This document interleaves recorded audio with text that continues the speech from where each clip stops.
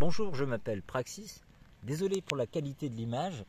Eh bien ici c'est un jardin en construction, un jardin ethnobotanique. Ici une petite expérience de permaculture, on verra ce que ça donne. Un mélange de paille, de terre, de bois.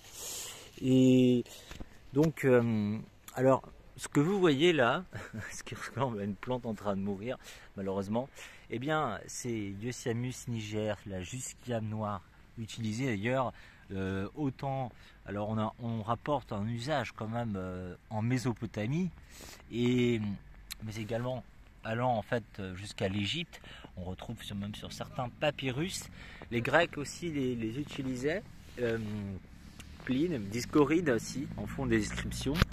Et en fait jusqu'à l'époque moderne, cette plante en fait sera utilisée notamment en Scandinavie. On a trouvé dans des bières.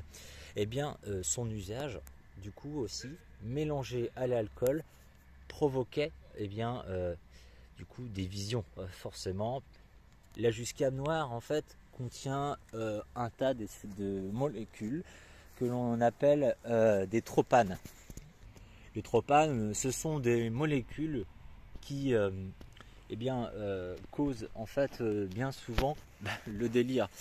C'est pour ça que la jusquiame peut être considérée, si vous connaissez la datura, eh bien la jusquiame est très représentative. Elle a les mêmes alcaloïdes tels que l'atropine et la iocyanine qui sont très connus. Vous connaissez peut-être d'ailleurs, il est possible que vous connaissiez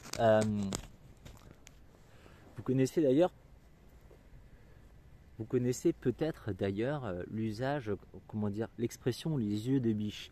Alors on y reviendra sur une autre plante qui s'appelle la belladone, Atropa belladonna, mais qui contient au final les mêmes alcaloïdes comme la datura, et puis également, comment ça s'appelle, mince,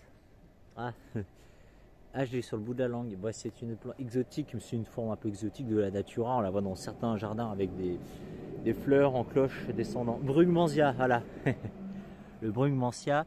Donc toute cette famille, voilà, contient voilà, atropine, iocyanine, un tas d'alcaloïdes qu'on appelle des tropanes, et du coup qui ont aussi la propriété, donc une action cholinergénique. Les effets secondaires en fait, parce qu'on parle quand même d'effets secondaires en dépit du fait que outre l'état hallucinatoire qui n'est pas conscient, contrairement aux psychédéliques, c'est pour ça qu'on parle de classe des délirogènes. Donc même si ça a aidé par exemple la transe berserker chez les vikings, ça reste quand même des hallucinations dont vous ne pouvez pas dissocier de la réalité. Ce que vous voyez est vraiment la définition de l'hallucination. Puisqu'au final l'hallucinose est plus adaptée au psychédélique. L'hallucinose signifiant que ce que vous voyez, vous savez, vous êtes conscient que c'est soit dû à quelque chose qui est arrivé à votre cerveau, une maladie, une atteinte, une tumeur, ou que vous avez consommé quelque chose. Donc finalement, eh bien, une hallucinose est beaucoup plus adaptée, en tout cas au mot psychédélique, puisque les psychédéliques permettent une prise de conscience quand même salutaire. Ça ne manque pas d'études à ce sujet, on en parlera un tout petit peu à certains moments, et on en parlera beaucoup, ça c'est sûr. Et donc dans cet espace, dans ce jardin, eh bien, dans ce jardin, eh bien, je ferai pousser du coup ici, bon voilà, il y a les hippomées tricolores, on y reviendra, et Blue qui contient le LSA. Ici la fameuse, du coup, bon, c'est la cousine de l'absinthe, Artemisia, donc l'armoise ici, l'armoise, on en parlera, qui contient la tuyole, hein, le fameux hallucinogène qu'on trouve aussi dans, eh bien, dans l'absinthe. Bien qu'en France maintenant, l'absinthe ne contient pas de tuyole, puisque le tuyole, une fois ingéré, cause des hallucinations, surtout si on a un alcoolisme en fait propre eh bien à l'absinthe, à l'usage d'absinthe. Ici Nepeta cataria qui visiblement manque un petit peu d'eau, la catère, la véritable herbe au chat. Là je ne vous parle pas de ce qu'on vous donne en magasin, c'est-à-dire des barques avec de l'avoine à faire pousser. Je veux dire, autant prendre autant acheter un un large paume, mettre du terreau et acheter de l'aliment pour poules, ça sera pareil.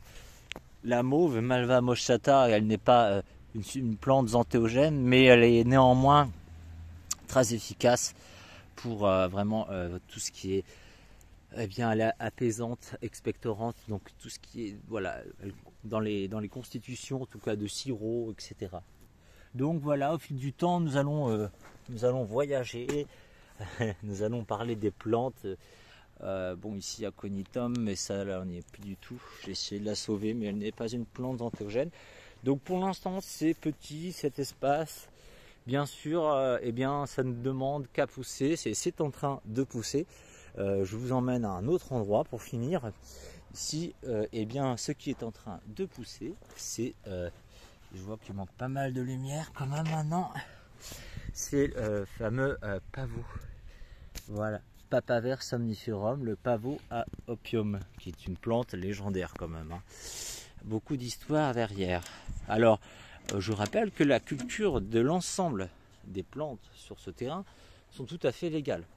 Il n'est pas interdit de faire pousser des plantes d'édurogènes, y compris le pavot à opium, parce que c'est à partir du moment où vous souhaitez, et je le rappelle, c'est valable en fait pour n'importe quoi, que ça soit légal, illégal, un médicament, en fait, peu importe, toute substance psychoactive visant à être utilisée à des fins d'usage, enfin, comment dire, voilà, à des fins d'usage récréatif. Donc, si vous recherchez un effet psychoactif, même sur une substance légale, le texte de loi est formel là-dessus, en France, c'est illégal.